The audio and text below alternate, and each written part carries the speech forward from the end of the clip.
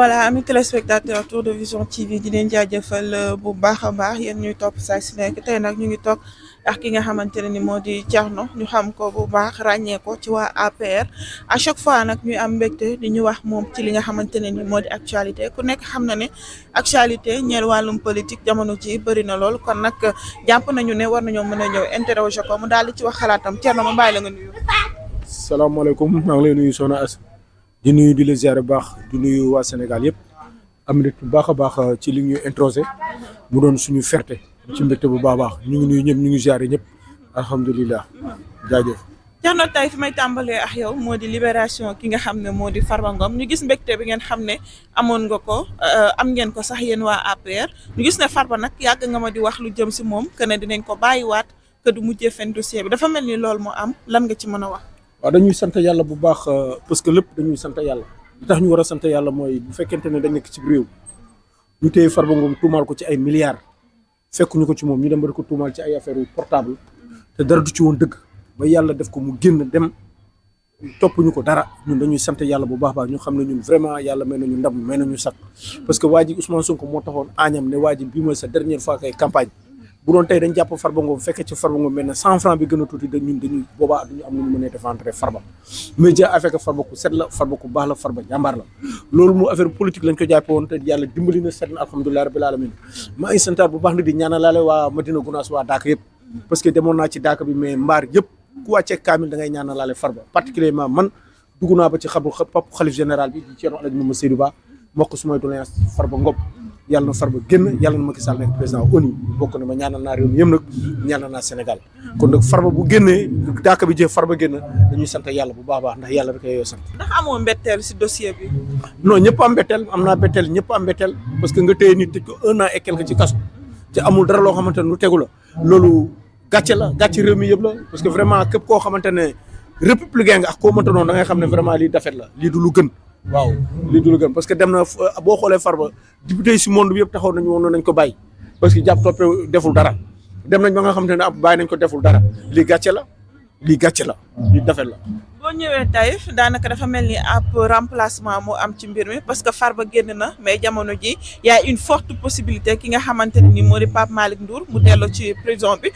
dégg naa sax ne dañ ko war a placer sous mandat de dépôt parce que ku nekk xam na ne dafa dañ ko takkaloon li nga xam ne moo di bracelet électronique mbirum Pape Malick Ndour tey ban jàngat nga ci am. li may wax kaso métti na kenn souhaité ko kenn mais man li ñuy téye Pape Malick Ndour dama ko koy santalelee yàlla. parce que Pape Malick Ndour nit ku set la te bu duggul kaso sénégalais duñ ko xam ala kulli haalin kaso da di suñu mbiru borom ndax képp ku mës a yàlla def nga mës a dugg ci kaso doon nga dara ci réew mi kon xëy na Pape Malick Ndour dafa am na koy suñu borom di préparé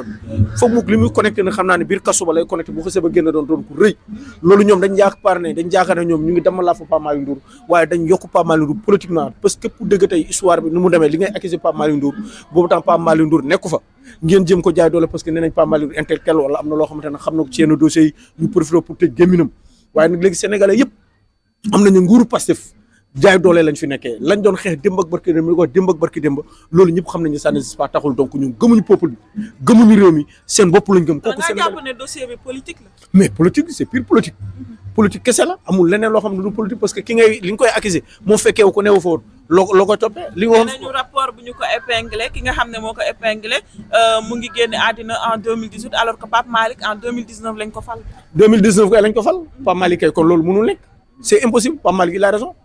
a raison dañ politique la rek waaye du mujj fen dañ ko dooleel fu mu ne nii en tout cas li may gën a préféré naan waa Kaolack waa Njenginew waa Mbadakhoune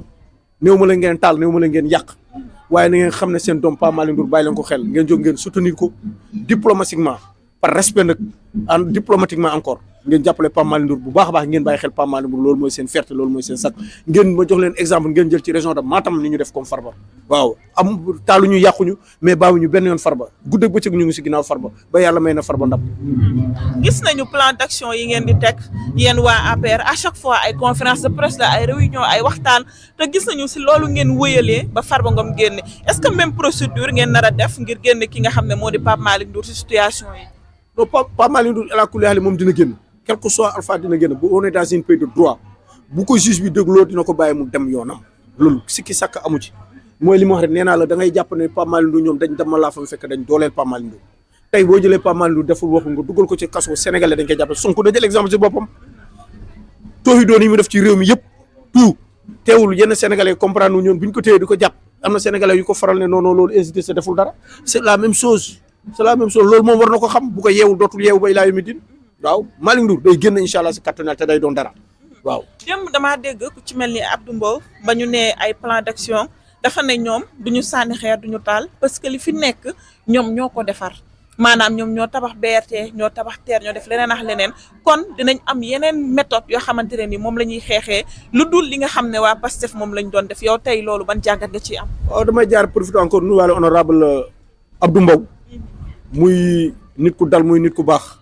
muy nit ku am xam-xam muy nit ku dëggu ñu ngi koy ñaanal mu yàgg fi loolu tëwéer te li mu xëy dëgg wax ji Pape Malick Ndour wax kii li Abdou Mbow wax ñun sénégalais yëpp moom la ñu wax parce que ñun waruñu taal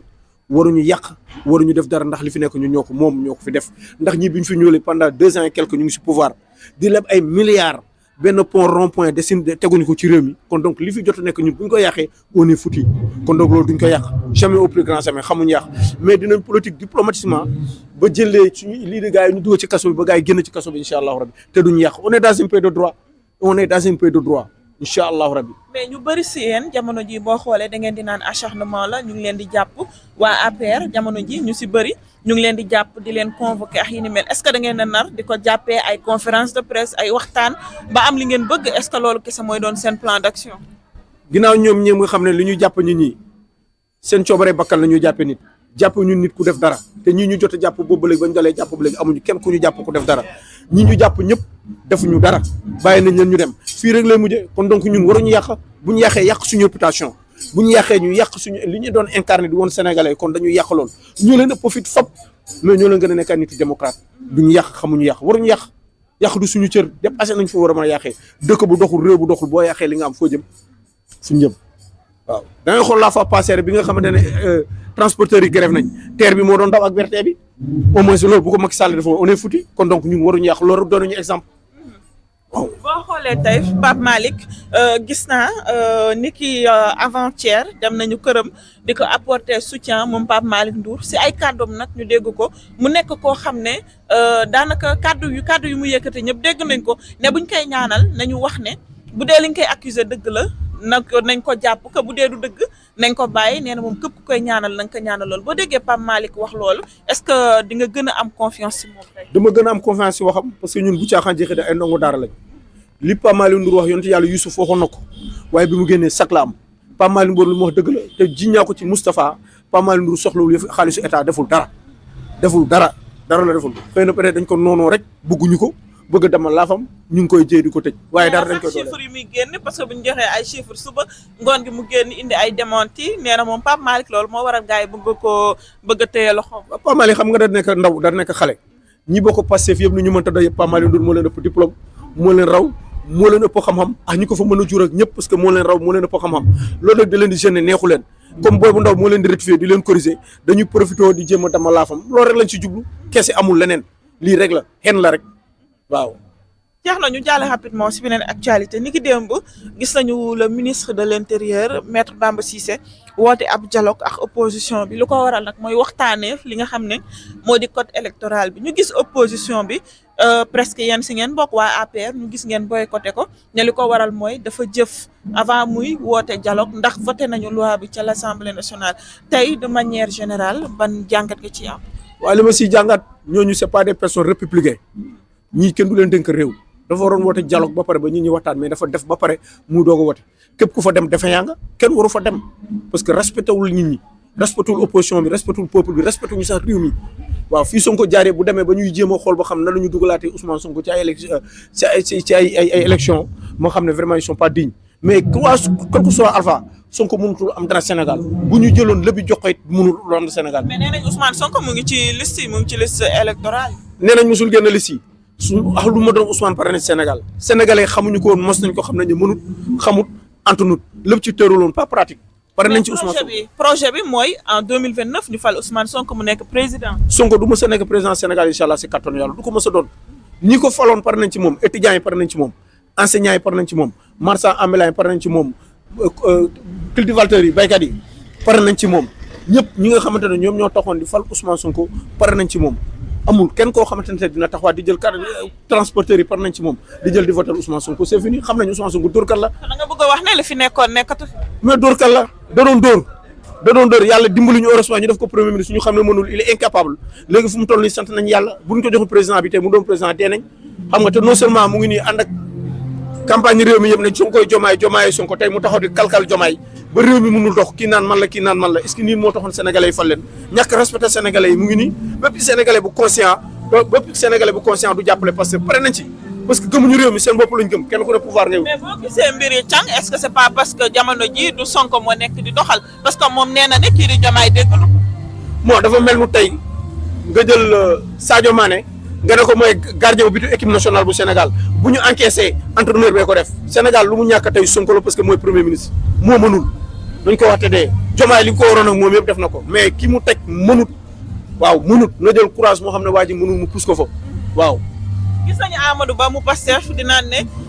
300 partis yi ñu am yëpp plus de 300 partis yoo xamante ne ni ñu si bëri duñ dem élection daanaka daf segg dafa war a am ci mbir yi bi ñu dem élection normalement ay 20 partis war naa mën a dem te ngir mu gën a yomb si yéen segg boobu mën a am moo waral loi bi nga xam ne voté nañ ko ca l'Assemblée nationale tamit. bon Amadou Ba moom man du ma ko jël muy référence man du royukaay ci man waxu Amadou Ba daal ak waxu Bara Ndiaye moom ci poubelle bi laa koy sànni ñoom ñaar seen wax moom wax dëgg yàlla tout sincérité man ñoom ñaar si mbalit bi laay sànni seen kaddu ñoom du mën maa leen di déglu daal waaw man du mën maa leen di déglu ñooñu moom du ma leen déglu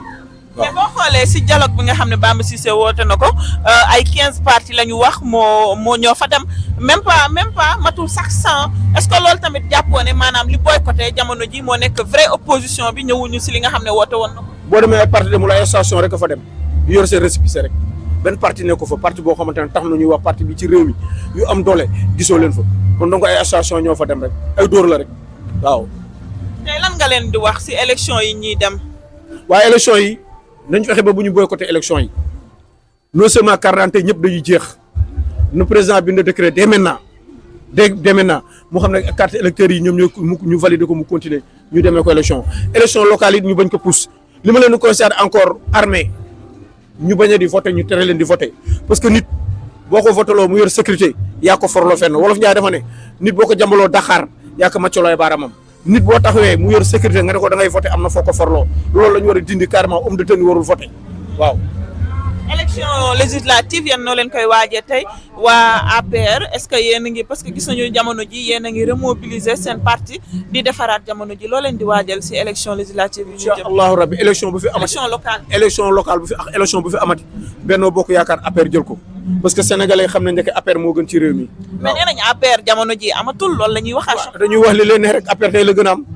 APR tey la gën a am tey la nit ñi gën a bëgg APR tey lañ gën a xam ne lii APR doon wax démb ak barki démb moom mooy dëgg Sénégal lañ nekk. mais boo xoolee APR ak Pastef dafa mel ni benn la parce que APR tamit wóoluwuñu ku dul Macky Sall parce que dañuy gis même bu Macky Sall jiitalee kenn est-ce que dinañ topp ci ginnaawam. waaw loolu xam nga comme yeggaguñ ci mënuñu jiitu Macky Sall parce que dara kenn waru ko jiitu ci mbaram comme yàlla def na moom mooy kilifa te kilifa bu ñu déggal la ku bëgg Sénégal la ku gëm Sénégal la ku bëgg réussite Sénégal la l'essentiel dañ koy jox nopp daal bàyyi ñu xool ba xam fu mu ñu jéem a jaarloo ci li gën ci réew mi daal nous on est pour waaw. mais jàpp ngeen ne Macky Sall jamono ji war naa mën a ñëwaat parce que dañuy gis seen waa APR ñu bëri si yéen dañ doon naan en 2029 Macky Sall day ñëwaat. waaw loolu fu mu toll nii mooy li ma la wax rek comme ñëwagul te it bëgguma jiitu paaka kenn ko jiitu ci mbaram dañuy bàyyi ba Macky Sall ñëw rek comme moom. mais quelque soit alpha dañu lu mu décidé loo xamante ne ñun xam nañu Macky bu ñu décidé lu baax la ñu décidé amuñu beneen choix buy gën choix wu Macky Sall loolu suñu borom moo ko defal Macky waaw. d'accord tey boo xoolee gouvernement bi nga xam ne moo fi toog def nañu 2 ans ñu ngi dugg ci 3e année tey ma bàyyi la rek nga def seen analyse ban analyse ngay am ci ñoom. waaw xam nga ñoom day xanaa d'affaire rek lañ fi def defuñu ci réew mi dara loo xamante ne baax na liñ fi def yëpp tout c'est négatif. mais nee nañ wàññi nañ ceeb dëwlin. ceeb bu fas la ceeb bi nga xamante ne bi ñu wàññi même fas boo ko tegaloo du ko lekk loolu lañ wàññi. mais ñu ngi liggéey quand même. lan lañ fi liggéey lan lañ fi liggéey Sénégal nga nekk Sénégal lañ ko wax ma lan lañ fi liggéey. inauguré nañu kii bi nu mu tudd si autoroute bi Mbour Kaolack inauguré nañ ko. balaa ngaa inauguré kay kii defar kay boo tuddee doomu jàmbur kay loolu c'est facile ay doomu jàmbur la ñu ngénte rek kii ko defar ba pare kay moom mooy l'essentiel moom lañ doon moom lañ waroon delloo njukkal. loolu projet Macky Sall la Macky Sall moo ko defar ñoom amuñu lu ñu defar ci réew mi defaruguñ fi dara lépp loo fi gis projet Macky Sall la waaw wax mbaaxu nit du yàq dara si sa mbaax nañ taxaw ne Macky mooy jàmbaar loolu foofu rek lañ leen di xaar waaw. Thierno ma bàyyi la nga tàggoo merci beaucoup. alhamdulilah rabbil alamin sant naa yàlla kontaan naa bu baax a baax kontaan sooy di la ñaanal yàlla may la wér yàlla guddal sa fan yàlla taxaw la ku baax nga ku yaatu nga ku mën li ngay def la di profiter encore sama frère Pape Wali suma Pape Wali si je me trompe pas fi mu nekk yàlla na ko fa yàlla jëlee maa ngi ko fay ñaanal seen collègue journaliste boobu yàlla na ko fa yàlla jëlee daal incha allah rabbi waaw. kii la Daouda Wali au moins Daouda Wali fi mu nekk yàlla na ko fa yàlla jëlee daal sama xarit la woon sama waay la ku baax la fi mu nekk daal yàlla na ko fa yàlla jëlee. jërëjëf Thierno wax nga lu am solo Daouda Wali nit ku baax la nekk na journaliste boo xam ne dañuy ràññee liggéeyam à chaque fois sur le terrain nekk koo xam ne tamit nit ku woyof la nit ku baax la j'espère que ni maa ngi déplacé wu ngir wax ci moom parce que dama koy rencontrer lu bëri sur le terrain di ko ñaanal moom tamit jàpp nañu ne li ko desee bëriwul parce que côté le 10 yooyu la woon 2 mois lañ ko daanoon war na koo tëdd ba mu jee di ko ñaanal bu baax a baax di ko ñaanal yàlla mu génn ci lii te yàlla na bu mu amati yàlla na buñ ko sax di déggati lu bëri di la jaajëfal Thierno kon nag di jaajëfal bu baax ñu doon teewlu leen jox dig daje